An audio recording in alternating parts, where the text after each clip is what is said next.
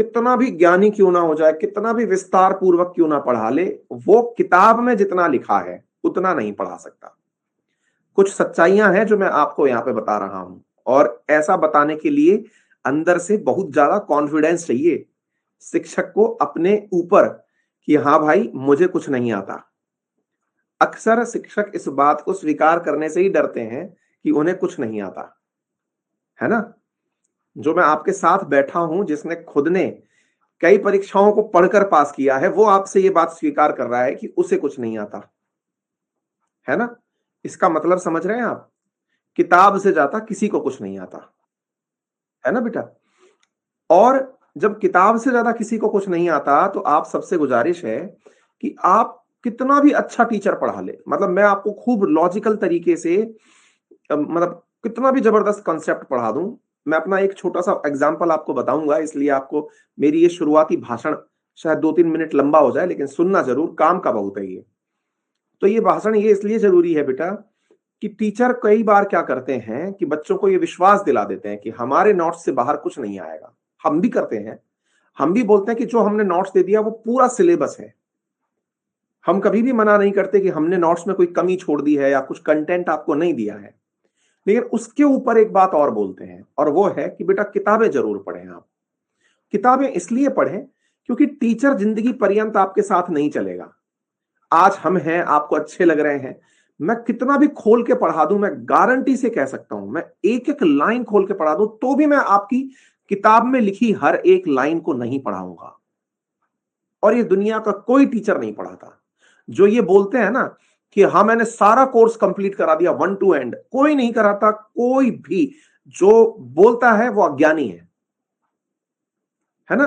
भावनाओं में कई बार हम भी बोल देते हैं हाँ बेटा हमने सारा करा दिया, नहीं। क्यों? क्योंकि किताबों में एक एक लाइन के अंदर बहुत सी जानकारियां होती हैं।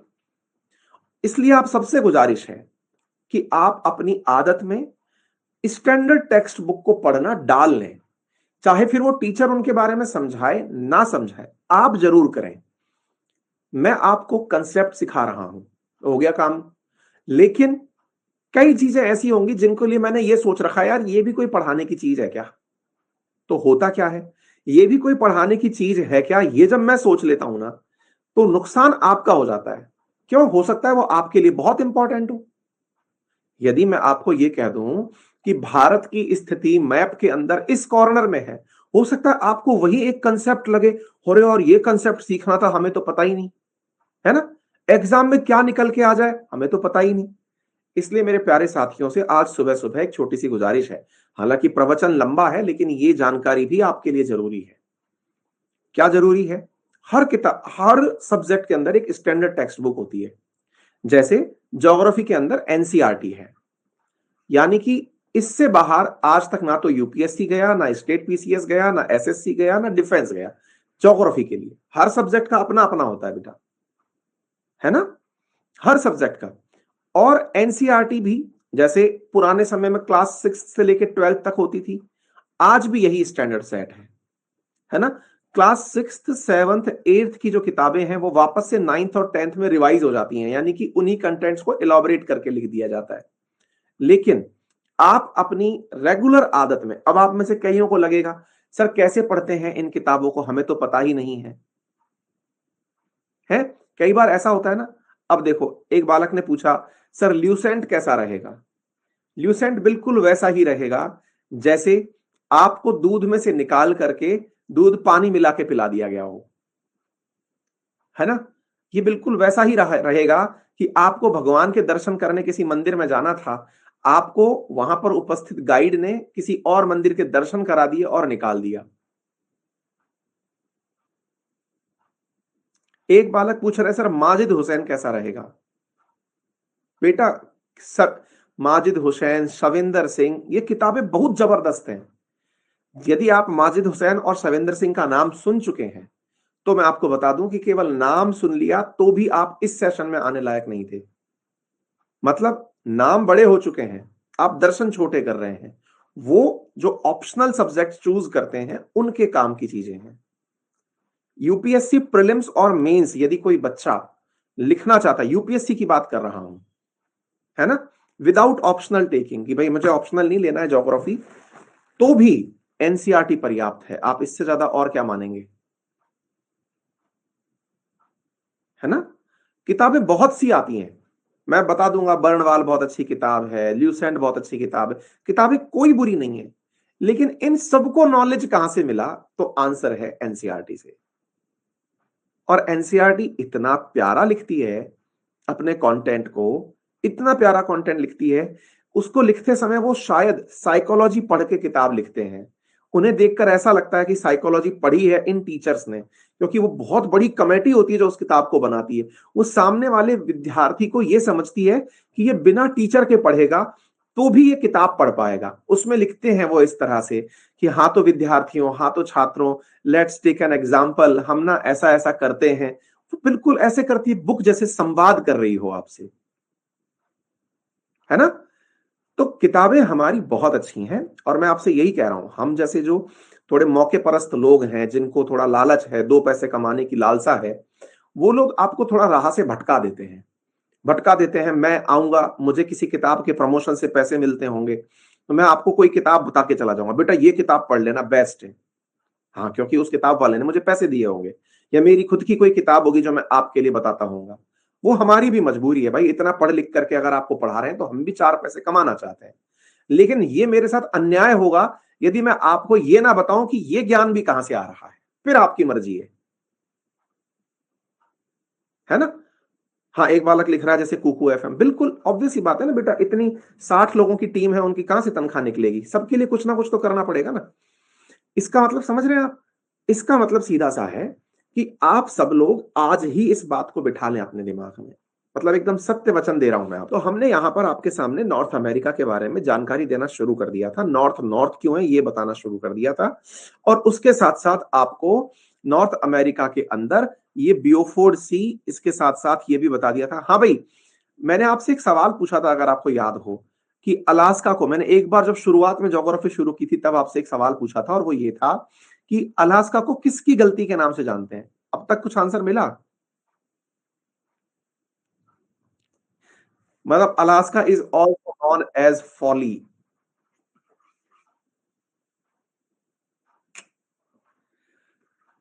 सी वर्ड्स फॉली, ये क्या है? असल में अमेरिका के अंदर एक, मैंने उस समय आपको छोड़ दिया था, मैंने कहा आप कहीं ढूंढ लेंगे, लेकिन नहीं ढूंढ पाए, कोई बात नहीं। असल में अमेरिका के अंदर एक मंत्री हुए थे, वो मंत्री साहब जो हैं वो अमेरिका के लिए रशिया से अलास्का खरीद लिए थे, once upon a time. Alaska एक बिल्कुल बैरन आइलैंड टाइप की जगह थी, यानी कुछ नहीं था यहाँ पे। कुछ नहीं था से अंदाजा आप ऐसे लगा लीजिए, अलास्का में से होकर के आर्कटिक सर्कल गुजरता है। इधर देखिए आप, ये देखिए आर्कटिक सर्कल। यार आज सेशन अटक रहा है बीच बीच में, कोई बात नहीं, थोड़ा सा पेशेंस रखिएगा, कुछ इशू है ना? तो आर्कटिक सर्कल गुजर रहा है, इसका मतलब क्या हुआ? यहां से ऊपर तो पूरी तरह बर्फ होनी है, बर्फ ही बर्फ। क्यों? एक तो खुद ही अमेरिका टेम्परेट रीजन में है, उसके ऊपर फ्रिजिड जोन शुरू हो जाएगा, आर्कटिक सर्कल से लेके आर्कटिक ओशन वाला पूरा एरिया बर्फ से एकदम जमा हुआ। तो ऐसी स्थिति में ये वाला पूरा की पूरा क्षेत्र बर्फ से चूंकि ढका हुआ है, तो किसी को बर्फ खरीद के क्या फायदा मिलेगा? कोई फायदा नहीं होगा बर्फ खरीदने से। जब बर्फ खरीदने से कोई फायदा नहीं है, तो अमेरिका में उन मंत्री जी का बहुत क्रिटिसिज्म हुआ। हाँ भाई, अमेरिका की सबसे ऊंची चोटी, नाम जानते हैं?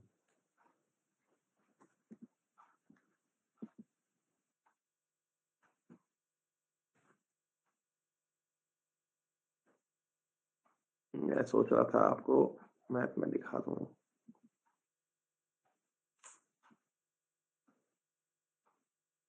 हाँ जी, आ गया आंसर, लेकिन मैं सोच रहा हूं मैं पहाड़ के लेके आया हूं कि नहीं लेके आया हूं आप लोगों के लिए। हम्म, देखो आपको यहाँ पे अलास्का रेंज दिख रहा है, ये अलास्का की पहाड़ियां हैं। यहीं पर माउंट मैकिनले करके चोटी है, हम इसमें लाना भूल गए हैं, है ना? भूल क्या गए हैं, मतलब शायद टीम को जरूरत ही ना लगी हो कि हाँ सर इस बारे में हम चर्चा करेंगे, कोई बात नहीं। यहां पर देखिए, यहां लिख रहा है, ये देखो, ये रही है ना, हाँ, ऐसा संभव नहीं था, देखो ये रहा, माउंट मैकेंजी, ये रहा, is the highest peak of north America situated in Alaska. अब आप सोचो, है ना, अब आप सोचो कि यहां पर इस जगह को खरीदा गया, एक तो एरिया पूरी तरह बर्फ से जमा हुआ, नंबर एक। नंबर दूसरा, यहां पर इतना ऊंची पीक, पहाड़ किसी एरिया, तो रशिया को भी जब रशिया ने बेचा था तो लगा कि अच्छा हुआ, इसका क्या यूज करेंगे। जैसे आज कोई आपसे ये कहे कि सर सियाचिन ग्लेशियर, आप में से बहुत सारे लोग कई बार, हालांकि जब आप और ज्यादा डीप में जाएंगे तो पता चलेगा, सियाचिन ग्लेशियर की रखवाली करने के लिए भारत सरकार खूब सारा पैसा खर्च करती है। बहुत सारे विद्वान कई बार ये सवाल उठाते हैं, इतने बड़ी ऊंचाई पर जहां टेम्परेचर हमेशा -20-30 रहता है, क्या फायदा होगा, हम इतना ज्यादा उसकी रखवाली क्यों करते हैं। आपको आज नहीं पता कि उसका फायदा क्या होगा, है ना। ऐसे ही रशिया को उस समय नहीं पता चला था कि अलास्का का क्या फायदा होगा, है ना। अलास्का जिस समय खरीदा गया था अमेरिका के द्वारा, उस समय तो अमेरिका को बहुत ज्यादा क्रिटिसिज्म झेलना पड़ा था, उनके मंत्री जो सीवर्ड थे, उन्हें बहुत क्रिटिसिज्म झेलना पड़ा था कि यार इन्होंने क्या पत्थर खरीद लिए, है ना। लेकिन आज की स्थिति यह है कि अमेरिका के लिए अलास्का किसी वरदान से कम नहीं है। कारण, बड़ी मात्रा में तो गल्फ ऑफ अलास्का के अंदर इन्हें फ्यूल मिलता है। दूसरा, यहां माइंस एंड मिनरल्स इतने अधिक मात्रा में मिलते हैं कि अमेरिका इसको प्रोड्यूस करके ही दुनिया भर में बेचता है। यानी एक समय पर खरीदा गया अलास्का, जो कि रशिया से इन्होंने खरीदा था, आज अमेरिका के लिए वरदान साबित हो रहा है। ठीक है, तो एक प्रकार से मतलब यह है कि इस जगह को अगर मैंने आपको आज डिस्कस किया, तो यहां पर अलास्का को मैंने एक बार के लिए आपको रिकॉग्नाइज करा दिया है। ठीक है, आगे बढ़ते हैं। अलास्का के नीचे गल्फ ऑफ अलास्का। अब तक मैं आपको बे किसको कहते हैं, बाइट किसको कहते हैं, गल्फ किसको कहते हैं, ये सब बता चुका हूं। इसी के बगल में हमने बेरिंग सी बताया था। आपसे एक बार सवाल भी दिया था आपको, शायद आपने सॉल्व किए हो, कि बताइए कौन सी स्ट्रेट से होकर गुजरती है इंटरनेशनल डेट लाइन। ये मैंने क्वेश्चन दिया था आपको करने के लिए, हो सकता है आपने डिस्कस किया हो। दैट इज बेरिंग स्ट्रेट से होकर के इंटरनेशनल डेट लाइन निकलती है ना। तो इस तरह से चीजों को याद कर सकते हैं। आगे बढ़ते हैं। तो अब हमने आपसे क्या कहा कि नॉर्थ अमेरिका का मैप जब हम देखते हैं, तो देखिए मैप दो प्रकार का होता है, एक होता है पॉलिटिकल मैप और एक होता है ज्योग्राफिकल मैप। पॉलिटिकल मैप क्या होते हैं? पॉलिटिकल मैप वो जिनमें कंट्रीज और उनके बॉर्डर्स की चर्चा की जाती है।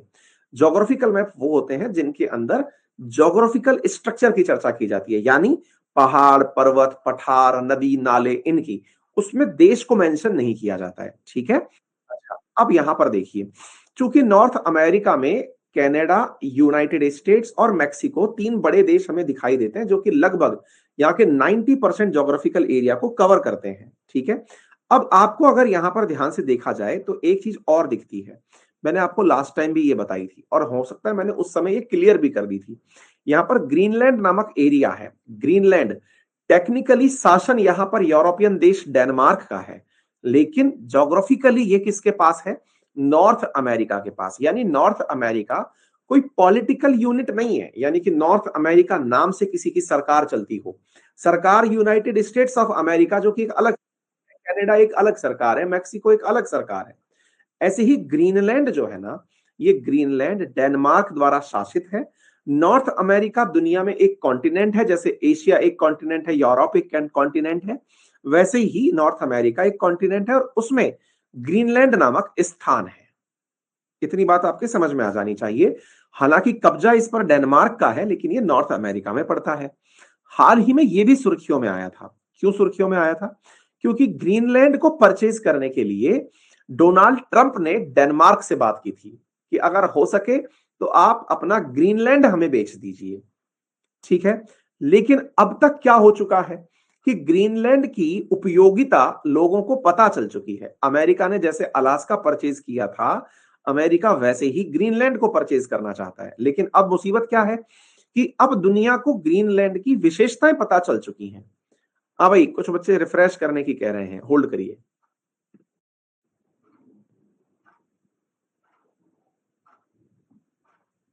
अब ठीक है। कुछ टेक्निकल क्लचेस हैं, इस वजह से बीच बीच में अटक रहा है, लेकिन जब वो अटकता है तो मुझे भी पता चल जाता है ना, तो मैं फिर दोबारा उस चीज को रिपीट कर देता हूं, ठीक है। अच्छा, तो ऐसी स्थिति में अभी मैंने आपसे क्या कहा, डोनाल्ड ट्रंप ने हाल ही में ग्रीनलैंड के लिए कहा कि साहब ये हमें बेच दीजिए, यानी कि डेनमार्क से कहा कि ग्रीनलैंड हमें बेच दो। अब क्यों है ऐसा कारण, ग्रीनलैंड बेचने की बात क्यों हो रही थी? असल मायने में क्या है ना, ग्रीनलैंड में बड़ी मात्रा के अंदर ये पता चल चुका है कि यहाँ रेयर अर्थ मेटल है, यानी कि लिथियम जैसे जो तत्व है यहां पर बड़ी मात्रा के अंदर पाए जा रहे हैं, जो किसके काम में आ सकते हैं, जो कि इलेक्ट्रिक बैटरी बनाने के काम में आ सकते हैं। अच्छा, याद हो तो रिसेंटली मैंने आपको कुछ ऐसी ही जानकारी अफगानिस्तान के बारे में दी थी, निशांत ने लिख भी दी है, बहुत बढ़िया। यानी आजकल जिन देशों के पास में लिथियम के भंडार मिल रहे हैं, उन देशों को काफी इज्जत मिल रही है कि हाँ भाई, इनके पास से भविष्य की संभावनाएं हैं। जैसे पहले पेट्रोल और डीजल मिलना अपने आप में एक बड़े सम्मान की बात होती थी, वैसे ही सऊदी अरेबिया को लेकर के अफगानिस्तान, सॉरी सही कह रहे हो निशांत, कि अफगानिस्तान को सऊदी अरेबिया जैसा समझा जा रहा है कि भाई अगला जो समय भविष्य का जो सऊदी अरेबिया है वो अफगानिस्तान है, ठीक है। चलिए, लेकिन तब तक संभव है कि लिथियम का भी कोई नया विकल्प बना दिया जाए। जरूरी नहीं है कि लिथियम आयन बैटरी ही परमानेंट चलेगी, बैटरियां हैं, बैटरियों में तो किसी भी तरह की बैटरी बनाई जा सकती है, इसलिए लोग इतने ज्यादा भी आशान्वित नहीं है ना। हाँ, चलिए, तो उम्मीद है कि आपको ये बात समझ में आ रही। अच्छा, थोड़ा और आगे चलते हैं, तो इन क्षेत्रों को देखने के बाद में थोड़ा सा आप इस जगह भी फोकस करें।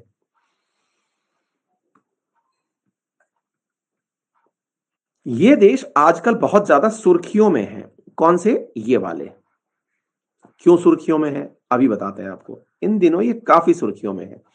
ये सेंट्रल अमेरिकन देश है, इन्हें कैरेबियन देश भी कहा जाता है। कैरेबियन क्यों कहा जाता है? क्योंकि ये ओशियन कैरेबियन सी है, देखो ये जो दिख रहा है ना, कैरेबियन सी। कैरेबियन सी के अंदर जो देश हैं वो कौन कौन से हैं, तो इधर देखिए, यहां पर छोटे छोटे देश हैं जिन्हें हम अभी थोड़ी देर में याद करने वाले हैं। याद इसलिए करने वाले हैं क्योंकि ये सुर्खियों में बहुत है।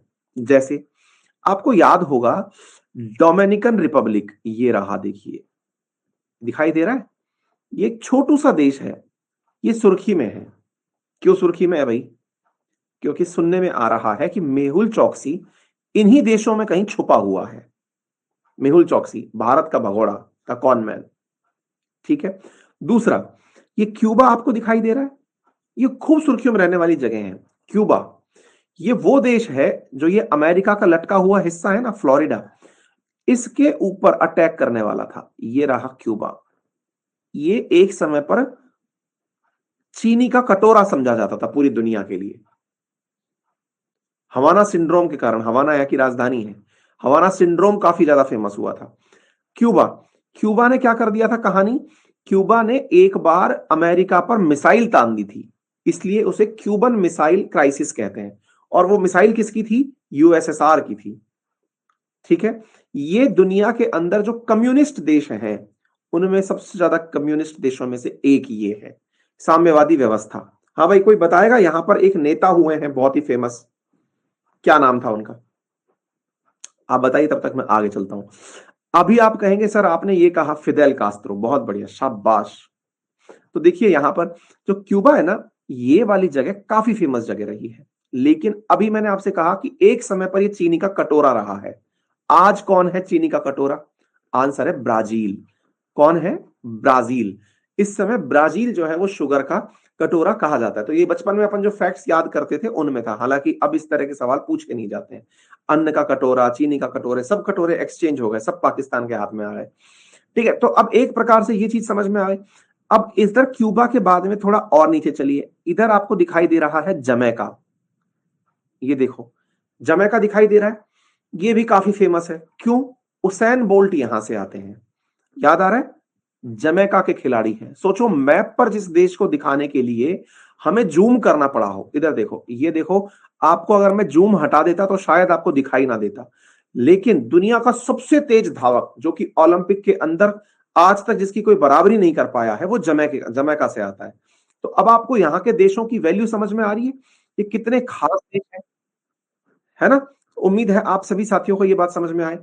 अच्छा, आपको यदि याद हो तो इंटरेस्टिंगली क्रिकेट खेलने एक टीम आती है और उस टीम का नाम है वेस्ट इंडीज। जानते हैं आप?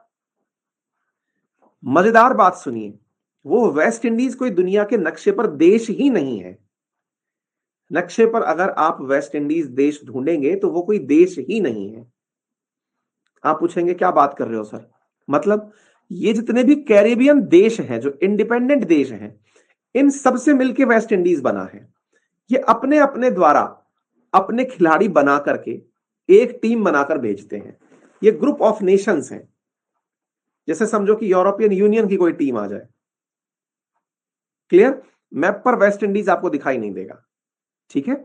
ये जो सेंट्रल, ये जो वाले देश है ना, सेंट्रल अमेरिकन देश कह लीजिए या कैरेबियन देश कह दीजिए, इनसे बनी हुई टीम होती है। अच्छा, अब मैं एक बार के लिए आप सभी साथियों को यहां पर प्रेजेंट थोड़े से देश रिकॉग्नाइज कराता हूं ताकि आपको वो थोड़े याद हो जाए, है ना? इधर देखिए, आपको यहां पर दिखाई दे रहा है बेलीज। आपको केवल ध्यान रखना है। ध्यान क्यों रखना है? क्योंकि इन नामों को याद रखने से एक सिग्निफिकेंट कल चर्चा आती है तो याद में आ जाती है। जैसे अब आपको याद होगा कुछ दिनों पहले एल सेल्वाडोर सुर्खियों में आया था। क्यों? पहला देश जिसने क्रिप्टो करेंसी को अपनी ऑफिशियल करेंसी बनाया था, है ना? देखिए, सुर्खियों में हम जिन देश करते हैं वो बिंदी जैसे देश हैं, लेकिन याद करने से पहले अगर हमारे दिमाग में हो कि ये कहां है तो बहुत आसानी होती है। जैसे ही अब यहां पर आपने पनामा देखा। पनामा जो जगह है असल में वो पनामा कैनाल के लिए फेमस है। क्यों फेमस है? क्योंकि पनामा कैनाल पैसिफिक ओशियन को अटलांटिक ओशियन से जोड़ती है। लेकिन उससे भी ज्यादा सुर्खियों में इसलिए रहा क्योंकि पनामा पेपर्स काफी सुर्खियों में रहे थे। पनामा पेपर्स सुर्खियों में क्यों रहे थे? पनामा पेपर्स ही थे जिनके चलते नवाज शरीफ को पाकिस्तान छोड़कर भागना पड़ा। पनामा पेपर्स यानी कि वो पत्र या जानकारी जिसके माध्यम से यह पता चला कि नवाज शरीफ जो शहबाज शरीफ के भाई हैं, उन्होंने कितना करप्शन किया है। वो करप्शन की जानकारी पनामा के अंदर सुरक्षित थी। यहां पर ही ये लोग जो हैं वो अपने व्यापार को अंजाम दिया करते थे। पनामा में ही फर्जी कंपनियां बना रखी थी और उन्हीं फर्जी कंपनियों के माध्यम से व्यापार होता था। उसमें ही अमिताभ बच्चन का नाम भी आया था। ठीक है? तो इसका मतलब ये सब देश आज हो सकता है आपके लिए थोड़ा टफ हो जानना, लेकिन वास्तविकता में इनकी जो वजह है ना, मतलब पढ़ने की, वो बहुत खास है। कल को अगर आपको लगे कि मुझे कहीं दुनिया में जाकर एक देश खरीदना है, मैं बहुत पैसे वाला हो गया हूं, तो ऐसी जगह पर आपको यहां पर बहुत सारे आइलैंड्स ऐसे मिल जाएंगे जो बिकाऊ रहते हैं, यानी कि बेचने के लिए उपलब्ध रहते हैं। आप कहेंगे क्या बात कर रहे हो? जी हाँ, ये जो आप बहामास देख रहे हैं, ये ग्रुप ऑफ आइलैंड्स ही हैं। और यहां पर अमेरिका के कई रईसों ने अपने अपने आइलैंड परचेज किए हुए हैं। बहामास जो है वो अमेरिकी लोगों के द्वारा रहने के लिए चुने गए आइलैंड्स हैं और जो यहां पर हैं। ठीक है ना? तो ये जगह बहुत खास है। जब अमेरिकी लोग पैसा वाली छुट्टी मनाने जाते हैं तो यहाँ बहामास वाले क्षेत्र में ही जाते हैं। ठीक है ना? सुना जाता है कि नित्यानंद जो बाबा है वो भी कहीं यहीं पर रहता है, ऐसा माना जाता है। हालांकि कुछ लोग कहते हैं न्यूजीलैंड के पास रहता है, कोई कहीं कहता है, लेकिन यहाँ बहुत सारे आइलैंड है बिंदी बिंदी जैसे, जो कि दिखेंगे ही नहीं आपको। ठीक है ना? ऐसी स्थितियां हैं यहाँ पे, मतलब देश बिकाऊ होते हैं यहाँ पे। नागरिकता बिकती है यहाँ पर। आपको कुछ भी चाहिए, यानी कि एक प्रकार से समझिए कि आपको अपने देश के अलावा कहीं की नागरिकता चाहिए तो यहाँ पर मिल जाएगी। ऐसे ही यहाँ पर एक देश है त्रिनिदाद टोबैगो, तो ये चलो ठीक है। तो अभी मैं आपको सेंट्रल एशियन फटाफट याद करा रहा हूं। इधर देखिए, इधर आ गया बेलीज, बेलीज के बाद आ गया ग्वाटेमाला, ग्वाटेमाला के बाद आ गया एल सेल्वाडोर, एल सेल्वाडोर के साथ में जुड़ा हुआ है होंडुरास, होंडुरास के साथ जुड़ा हुआ है निकारागुआ, निकारागुआ के बाद जुड़ा हुआ है कोस्टा रिका, कोस्टा रिका के बाद जुड़ा हुआ है पनामा, और पनामा के बाद जो देश जुड़ा हुआ है वो हमें भी नहीं याद आ रहा है, हमको भी नहीं पता है। जो कि हम सेंट्रल अमेरिका का एक बार मैप ले लेते हैं ताकि आपको और अच्छे से क्लियर कर दें। वेट करिए। आपको लगेगा कि सर को याद होनी चाहिए सारी चीजें। ना भैया, हम इतने इंटेलिजेंट नहीं है। आपके साथ ही याद कर लेंगे तो भी बहुत है। सेंट्रल अमेरिका कंट्रीज, मैं आपको मैप दे देता हूं।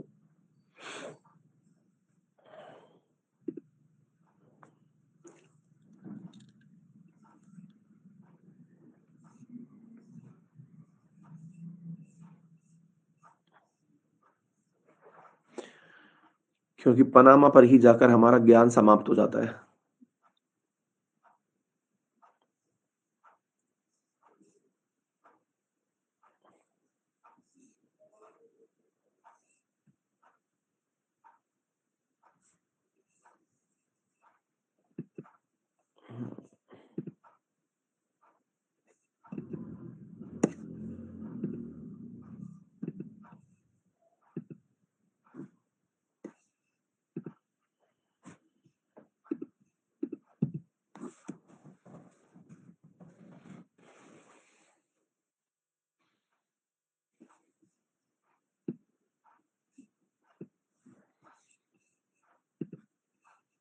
हाँ हाँ पता है हमें पनामा सिटी, लेकिन एक्चुअली वो जगह ब्लैंक रह गई थी ना वहां पे, तो इसलिए हमने सोचा कि एक बार गलत पढ़ाने से अच्छा है कंफर्म करके पढ़ा दिया जाए।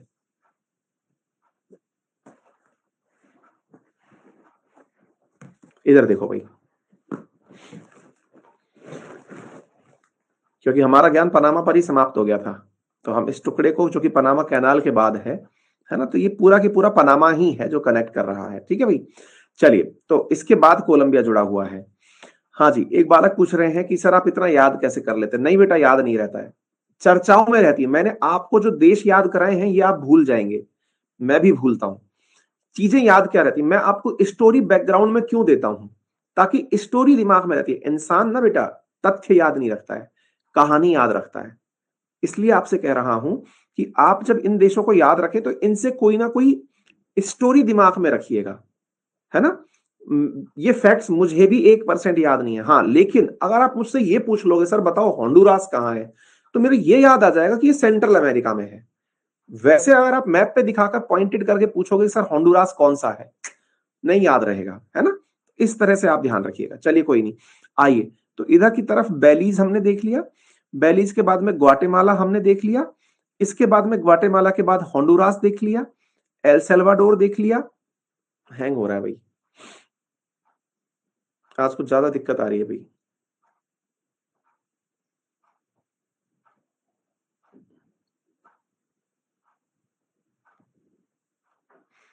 वापस से करेक्ट हो गया हुआ है ना।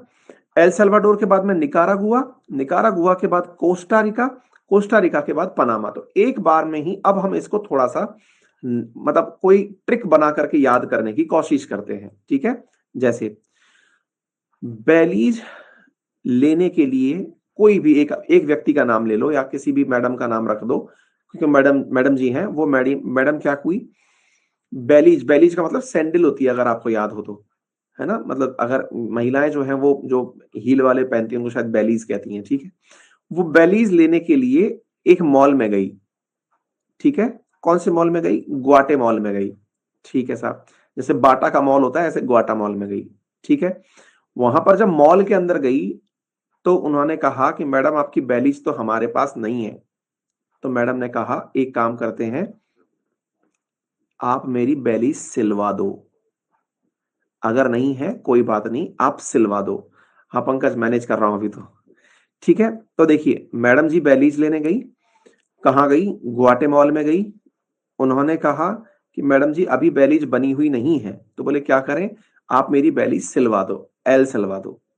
ठीक है, अच्छा, अब इधर देखिए, इसके बाद में सिलवाने की बात जब आई तो इन्होंने कहा, अब देखिए यहाँ पे होंडुरास आ रखा है, तो बोलो, उन्होंने कहा कि मैडम हम सिलवा तो दें लेकिन सिलवाने के लिए बाहर जाना पड़ेगा। तो मैडम ने कहा कि मेरी होंडा की कार बाहर खड़ी है वो ले जाओ। ध्यान से देखो, ये सब सब बातें जो मैं कर रहा हूं ये बेबुनियाद हैं, लेकिन मैं अगर आपको बिना कहानी बताए बता दूंगा तो आपको ऐसा लगेगा, याद रहने मुश्किल हो जाएगी। इसलिए इस तरीके को, जिस तरीके से मैं आपको याद करा रहा हूं, ये न्यूमोनिक्स का तरीका कहलाता है। न्यूमोनिक्स का मतलब याद करने का एक पैटर्न जिसमें हम कहानी बनाते हैं। ठीक है, ये दिमाग को डालने का एक तरीका होता है। इसको आप लॉजिक से मत जोड़ना कि ये सर पागल है, ये साइंटिफिकली तरीका है ना, न्यूमोनिक्स कहलाता है। अच्छा, यहां पर बेलीज, बेलीज लेने मैडम कहाँ गई? ग्वाटेमाला गई। ग्वाटेमाला गई तो मॉल में जब पहुंची तो मॉल में पा करके उसने कहा मैडम आपकी बेलीज तो तैयार नहीं है। मैडम ने कहा सिलवा दो। बोले मैडम हम सिलवा तो दें लेकिन वो गाड़ी नहीं है। मैडम ने कहा कोई बात नहीं आप मेरी होंडा ले जाओ। तो साहब वो होंडा लेके चल दिया। मैडम ने फिर थोड़ी देर बाद पूछा अरे कहाँ गया? बोले मैडम निकल गया। गया कि नहीं गया अभी तक? मैडम ने कंफर्म किया। बोले मैडम निकल गया, निकारा गोवा। बोले कहाँ निकल गया? मैडम गोवा गया है। निकल कर कहाँ गया है? गोवा गया है। फिर से बेलीज सिली हुई नहीं थी। बेलीज लेने मैडम कहाँ गई? ग्वाटेमाला गई। ग्वाटेमाला गई, मैडम ने दुकान पे जाके पूछा मेरी बेलीज कहाँ है? बोले मैडम सिलवानी है। सिलवानी है, सिलवाने के लिए बोले मैडम कहीं भेजना पड़ेगा किसी व्यक्ति को। बोले कहाँ भेजना पड़ेगा? बोले मैडम मेरे पास व्हीकल नहीं है। बोले मेरी होंडा ले जा। होंडा ले गया। मैडम ने पूछा अरे कहाँ गया? अरे बोले मैडम निकल गया, गोवा गया है बस। ठीक है ना, निकल गया, गोवा गया है, निकारा गोवा। अच्छा अच्छा, गोवा में कहाँ है? अरे मैडम जो कोस्ट है ना वहां का, वहां का जो कोस्ट है, क्योंकि समुद्र है तो फिर कोस्ट जो है वो भी मायने रखेगा। भाई समुद्र के किनारे क्या होता है? कोस्ट होता है। बस मैडम कोस्ट पर ही रुका हुआ है वो, बिल्कुल वहीं जाके कर रहा है। अच्छा अच्छा अच्छा अच्छा अच्छा। फिर कोस्ट पर है तो एक काम करना, उससे कहना वो पहन के देख ले, पता चले कि साहब यहां ला करके छोटी बड़ी हो जाए। पेन लेना, एक बार पेन लेना, पेन लेना। हाँ भाई, अब देखो ये स्टोरी मैंने अभी आपके सामने ही बनाई है ना। मैं इसको ना तो याद करके आया था, ये आपके सामने ही बनी है। आप भी इस तरीके से अपने तरीके से स्टोरी बनाकर कुछ भी याद कर सकते हैं। हमारा दिमाग फैक्ट्स याद नहीं करता है, कनेक्शन याद करता है। मतलब वो रिलेट करना चाहता है कि जो दिमाग में ऑलरेडी डला हुआ है उससे कनेक्टेड कुछ भी चीज हो। आप देखना, जब भी आप कुछ कोई नई चीज देखोगे, आप कैसे कहोगे? आप अपने दिमाग को पहचानिए हल्का सा। वो क्या होता है, आपका दिमाग क्या करता है, जैसे आपको कोई भी व्यक्ति दिखा, आप उस व्यक्ति को याद रखने का तरीका क्या बनाते हो? यार ये वैसा दिखता है। हम किसी को भी जब पहली बार देखते हैं तो दिमाग में क्या पिक्चर लाते हैं? ये वैसा दिखता है। ये आप नहीं कर रहे, आपका दिमाग कर रहा है। दिमाग क्या कर रहा है? उस व्यक्ति को देखकर अपने दिमाग में पुरानी यादों से मर्ज कर रहा है। हाँ हाँ हाँ हाँ, कुछ वैसा है। कभी भी आप घूमने जाते हैं, आप क्या करते हैं? कोई भी आपसे पूछे गजब जगह है ना, हाँ यार ऐसी जगह ना सर वहां पे भी थी। क्यों? क्योंकि आपका दिमाग है ना आपको कह रहा होता है कि इसको याद करने के लिए इसको रिलेट कर। अब देखो मेरे बिना कहे ही आप में से कितने सारे बच्चों ने लिखना शुरू कर दिया है कि सर हमें याद हो गया। मैंने तो आपसे नहीं पूछा ना, आपने खुद से रिलेट कर लिया। क्योंकि आपको गोवा पता है, पहनना पता है, मॉल पता है, मॉल के साथ साथ होंडा पता है, ये ऑलरेडी आपको पता है। अब आपको खुद से दिमाग में आ गया, मैंने कुछ नहीं बोला है। देखो कहानी खुद से याद करो। क्या हुआ? बेलीज, मैडम जी बेलीज लेने गई, ठीक है। कहां गई? मॉल में गई। मॉल में गई, मॉल में जाकर के वहां पर क्या कहा मॉल वाले का? मैडम मॉल में तो नहीं है। बोले यार सिलवा दो यार, एक सिलवा दो। बोले मैडम सिलवा देते हैं। बोले मैडम लेकिन व्हीकल नहीं है हमारे पास। तो बोले एक काम कर, मेरी होंडा ले जा, बाहर खड़ी है होंडुरास। मैडम लेकिन गोवा जाना पड़ेगा। अरे भेज दे। साहब निकल गया वो गोवा के लिए। फिर मैडम जी ने पूछा गोवा में कहा जा रहा है? अरे बोले मैडम वहां का जो कोस्ट है ना वहां पर है। मैडम जी ने कहा अरे सुन, उससे कह देना कि पता चले कि वो बिना पहने ही ले आए, उसको पहन के चेक कर ले। पनामा हो गया। खट से सारे देश याद हो गए। आप चाहो तो इसको ब्लैंक मैप पे प्रैक्टिस कर सकते हैं। हाँ भाई, एक बार के लिए थोड़ा सा हैंग हो रहा होगा, प्लीज परेशान मत होना, मैं बार बार काफी ज्यादा सफोकेट हो जाता हूँ। हाँ जी, एक बार लीजिए, मैं इसको जूम कर देता हूं। इधर देखिए, आइए चर्चा कर लेते हैं। हाँ भाई, ये कौन सा देश हो गया? बोलिए। बेलीज। बेलीज लेने मैडम कहां गई? मॉल गई थी। कौन से मॉल गई थी? ग्वाटे मॉल गई थी। फिर क्या हुआ? ग्वाटे मॉल जब मैडम जी गई थी तो वहां पर मैडम जी को पता चला कि यहां तो बेलीज नहीं है। फिर मैडम जी ने एक सिलने का ऑर्डर दिया। बोले यार एक सिलवा दो, एल सेल्वाडोर। बोले मैडम जी एक सिलवा तो दूं लेकिन व्हीकल नहीं है। तो बोले एक काम करो, मेरा होंडा ले जाओ, बाहर खड़ा है होंडुरास। बोले ठीक है मैडम, होंडुरास ले जाएंगे। फिर होंडुरास लेकर के वो निकल लिया। साहब कहां गया? बोले मैडम होंडुरास लेकर के, हाँ भाई कहां गया? गोवा। अब गोवा कैसे था? निकल गया गोवा, निकारा गोवा। अब देखो अचानक जिन्हें देश के नाम भूल गए, जो लोग नाम भूल गए, उन्हें गोवा याद आया होगा। देखो ध्यान से समझना, हमारे दिमाग को रिलेट करना। हमारा दिमाग कितना बेवकूफ है। दिमाग, जो फिल्मों में गाना गाया जाता है ना, दिल तो बच्चा है जी, असल में दिल कभी बच्चा नहीं है, दिमाग बच्चा है। ये कहानियां याद करता है। तो आपको अचानक क्या याद आया? हाँ सर वो तो गोवा निकला था, है निकारा गुआ। कहा निकला था? निकल गया गुआ, निकारा गुआ। निकारा गुआ में कहा गया? बोले साहब वो कोस्ट पर गया है। कोस्ट पर बोले तो कोस्टा रिका। मैडम जी ने कहा ठीक है तू कहीं भी जा, लेकिन भाई तू एक बार पहन के जरूर देख लेना। पनामा। खत्म। अपने लिए ही एक बार, मतलब थम्स अप कर दो, लाइक कर दो, जो करना है कर लो खुद के लिए ही। इससे कम से कम आपको खुद पे कॉन्फिडेंस आएगा। और हम में से जो लोग ये मानते हैं कि हमारा दिमाग कम चलता है, ऐसा बिल्कुल नहीं है।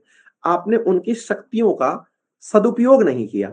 अभी भी इस पूरे सेशन में जिनको ये देश याद नहीं हुए, वो केवल वो लोग हैं जिन्होंने, ये जब मैं कालात्मकबाजी कर रहा था, उन्होंने उस समय पर इस चीज को अंडर एस्टिमेट किया था, है ना। वो लोग हैं जिन्होंने, जब मैं सिखा रहा था, उन्होंने अंडर एस्टिमेट, अबे क्या टाइम पास करा रहा है ये, लेकिन अभी जैसे ही याद हुआ तो उन्हें लग गया अरे यार ये तो याद हो गया। ये हमारी दिमाग की फितरत है। पहले जब उसको कोई चीज दी जाती है तो वो डिनायल मोड में रहता है। डिनायल मोड में रहता है मतलब कि ना, मेरे को नहीं सुनना। लेकिन डिनायल मोड के बाद जब वो एक्सेप्टेंस मोड में जाता है तो वो रिलेट करता है। मैं आपको साइकोलॉजी बता रहा था, है ना। थोड़ा बहुत तो याद हो ही गया होगा आपके, चलिए जितना याद हो गया उतना अच्छा है। इसके बाद में जो छोटे मोटे देश हैं जो हमको याद करने हैं, वो मैंने आपको दिखाए थे इस मैप के अंदर।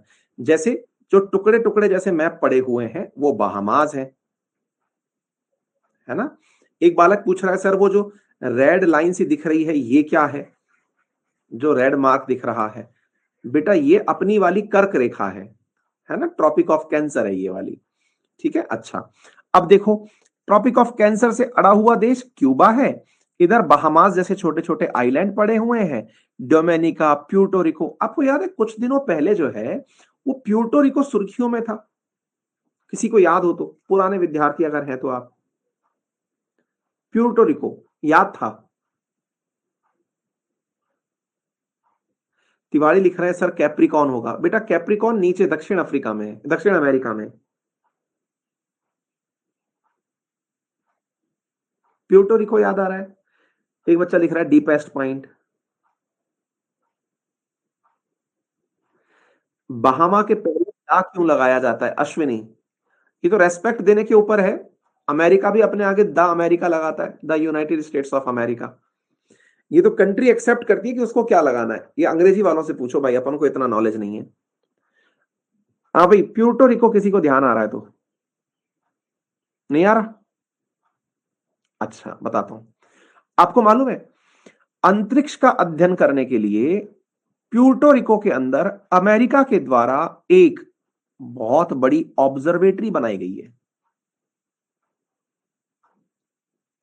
और उस ऑब्जर्वेटरी के बारे में हमने आपको पढ़ाया था कभी, याद पुराने विद्यार्थी होंगे तो ध्यान आएगा, अदरवाइज कोई बात नहीं। समझ रहे हैं आप, यहां पर एक ऑब्जर्वेटरी है, याद रखिएगा। ऑब्जर्वेटरी जो है वो यहां पर क्यों बनाई गई है, क्योंकि जितना ज्यादा आप इक्वेटर के नजदीक जाएंगे उतना अच्छे से आप अंतरिक्ष को देख पाएंगे। अब आपको, हालांकि मैं थोड़ा सा साइड में ले गया, लेकिन फिर भी मैं आपको बता दूं, जितना इक्वेटर के नजदीक से सैटेलाइट्स लॉन्च होती हैं वो उतनी ही अर्थ के नजदीक अच्छे से घूमती हैं। तभी फ्रेंच गुयाना जो है वहां से इंडिया भी अंतरिक्ष में अपनी सैटेलाइट्स लॉन्च करता था, ठीक है। फ्रेंच गुयाना जो कि साउथ अमेरिका के अंदर इक्वेटर के नजदीक एक छोटा सा देश है, ठीक है। कोई बात नहीं।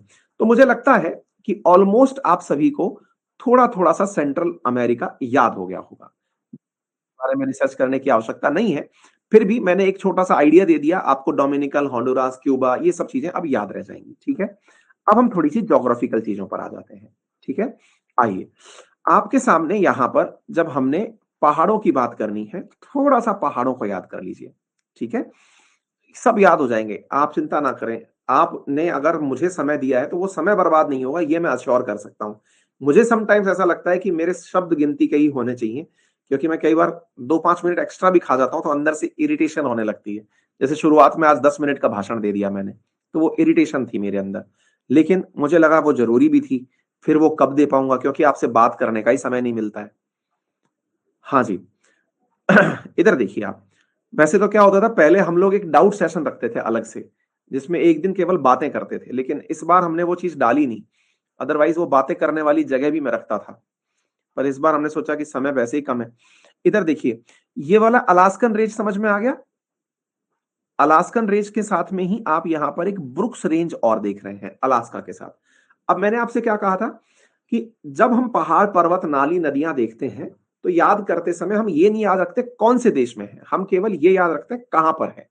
कौन सी जगह कैसे कैसे है। ठीक है, तो यहाँ अलास्कन रेंज और ब्रुक रेंज हमने देखा। इसके बाद में यहां की एक पर्वत श्रृंखला है, ये देखिए आया था केजीएफ के अंदर नाम रॉकी भाई, और रॉकी भाई भी कोस्ट पर गए थे। कोस्ट पर जाकर के उन्होंने गजब का केस कर दिया था साहब। क्या केस किया था? एक शेर की नाक में, या शेर को एक वादा कर दिया था। केजीएफ का रॉकी भाई याद है? रॉकी भाई, हाँ, केजीएफ वाला रॉकी भाई। रॉकी भाई कहां गए थे? कोस्ट पर गए थे। कोस्ट पर जाके गजब का केस कर दिया था। क्या केस कर दिया था? एक बच्चा पूछ रहा है रेंज का मतलब क्या होता है। रेंज का मतलब पहाड़ों की श्रृंखला है वहां पे, है ना। क्या कर दिया था? यहां पर जाकर के शेर को वादा कर दिया था। क्या वादा कर दिया था? कि हाँ भाई शेर, तेरे को मैं मद्रास लेके चलूंगा।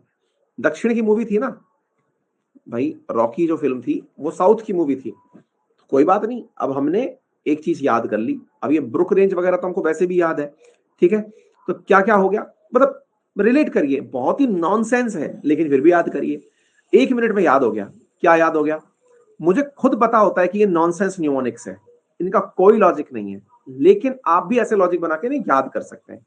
जैसे रॉकी भाई ने कोस्ट पर जाकर के साहब एक गजब का केस कर दिया। क्या गजब केस कर दिया सर? उन्होंने शेर से जाके वादा कर दिया। क्या वादा कर दिया? अरे शेर, तेरे को मैं मद्रास लेके चलूंगा। फिर से, हाँ भाई। फिर शेर ने पूछा कि रॉकी भाई आप मुझे वहां लेके क्या करोगे? अरे तू चिंता क्यों कर रहा है, तेरे को मैं एप्पल खिलाऊंगा, तेरे को मैं वहां पे एप्पल खिलाऊंगा। शेर परेशान हो गया, क्या बात कर रहे हो रॉकी भाई, इससे अच्छा तो यही है कि मैं अपने आप को बचा लूं, मैं शेर हूं, वेजिटेरियन थोड़ी हूं। तो बोले फिर? अरे रॉकी भाई इससे अच्छा तो ये है कि मैं अपने आप को शील्ड कर लूं। बैकग्राउंड म्यूजिक अच्छा आ रहा है, आनंद लीजिए, इस पर डांस भी कर लिया करो, स्ट्रेस रिलीज होता है।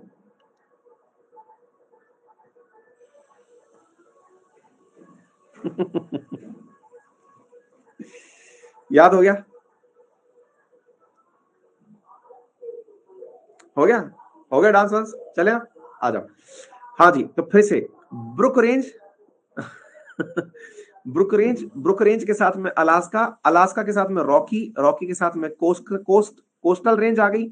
यहां पर गजब का केस हो गया। केस में क्या हो गया? शेर से वादा हो गया। शेर से वादा जो हो गया उसमें शेर ने कहा कि मैं तुमको मद्रास लेके चलूंगा। मद्रास क्यों ले जाओगे? बोले मैं एप्पल खिलाऊंगा। एप्पल क्यों खिलाओगे? मैं इससे अच्छा तो अपने आप को ढकी लूं, मैं शील्ड कर लूं। हो गया। आय हाय, मजा आ गया।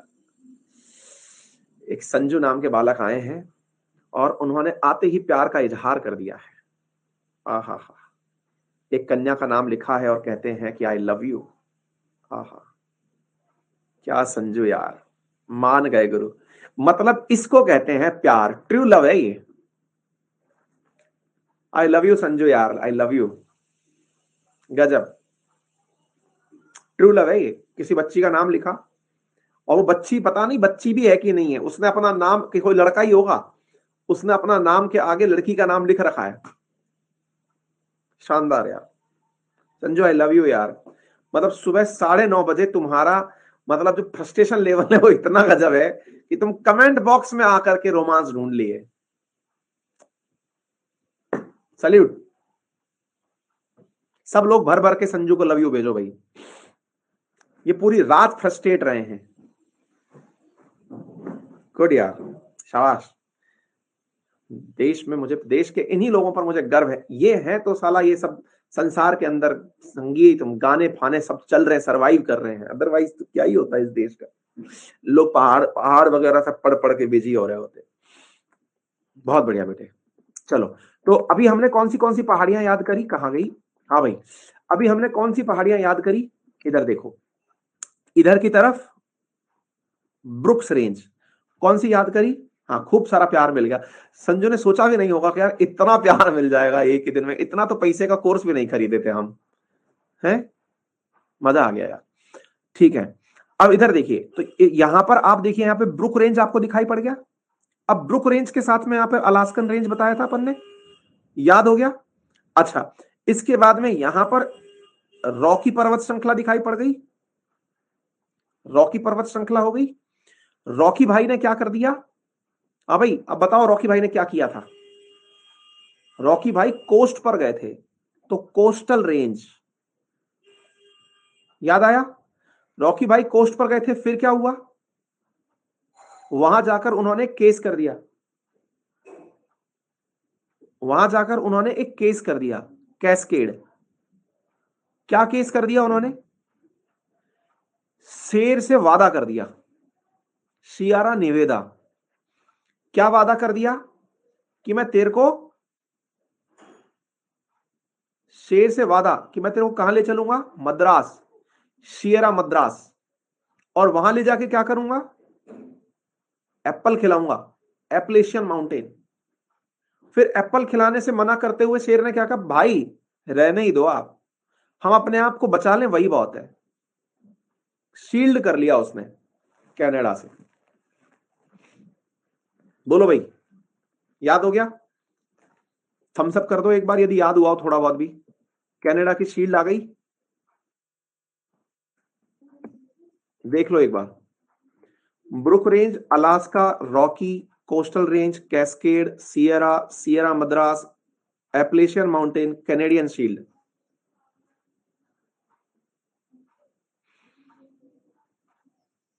कुछ याद हुआ? पुराना भूल तो नहीं गए? पुराना वाला भूल तो नहीं गए? एक बार जल्दी से चेक करिए, पुराना वाला भूल तो नहीं गए? हाँ भाई, बेलीज, बेलीज लेने कहां गई थी मैडम? जल्दी जल्दी बोलते चाहिए। ग्वाटेमाला, ग्वाटेमाला जब बेलीज लेने गई तो फिर उन्होंने कहा कि साहब यहां तो नहीं है, तो मैडम ने क्या कहा? एक सिलवा दो, एल सेल्वाडोर। बोले मैडम व्हीकल नहीं है। बोले मेरी होंडा ले जा, होंडुरास। कहां लेके जानी है? बोले मैडम कहां जाएगा ये? गोवा। तो बोले निकल गया क्या? बोले हाँ मैडम, निकारागुआ। निकारागुआ गया, फिर निकारागुआ गया, बोले फिर क्या हुआ? बोले मैडम निकारागुआ के कोस्ट पे जाएगा, कोस्टारिका। बोले उससे कहना कि एक बार पहन के देख ले, पनामा।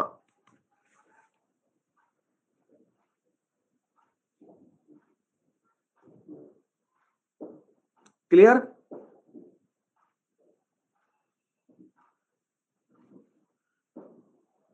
पूरा याद है? पूरे पहाड़ याद हो गए? कहीं कोई दिक्कत? चलिए आगे चलते हैं।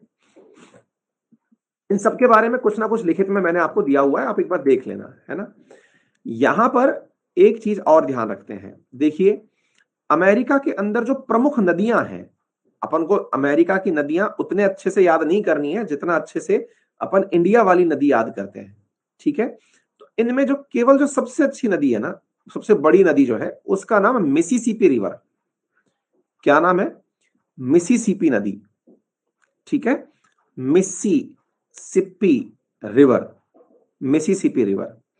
इसमें जो नदियां आकर मिल रही हैं, उनमें से जो नदी फेमस है उसका नाम मसूरी और, अब भाई ये मसूरी रिवर है ना, देखो मिसिसिपी रिवर एक चीज के लिए जानी जाती है, वो अभी याद कर लो। नेहा लिख रही है सर आपने जादू कर दिया। जादू नहीं किया है, आपको आपकी शक्तियों का साक्षात्कार करा दिया है। आपका दिमाग इतना तेज है, आप चाहो ना 7 दिन के अंदर वर्ड के पूरे एटलस को उंगली पे याद करके छोड़ के पटक सकते हो। हमारा दिमाग इतना तेज होता है। हाँ जी, यहां पर एक खासियत है, और वो क्या है? मिसिसिपी रिवर की ये बर्ड फुट डेल्टा बनाती है। क्या बनाती है? Bird foot delta. Bird foot delta का मतलब पक्षी के आकार का, यूं करके, मतलब इस तरह से नदी जो है वो पानी के किनारे मैक्सिको की खाड़ी में फैलती है, यानी अलग अलग शाखाएं बनती हैं, जैसे गंगा जी करती है ना। जहां पर नदियां समुद्र के किनारे मिलती हैं, वहां पर ये एक एस्चुरी नहीं बनाती बल्कि डेल्टा बनाती है, फैल जाती है, जैसे गंगा जी जब बंगाल की खाड़ी में मिलती है उस समय होता है। ठीक है, चलिए तो आज के लिए इतना ही।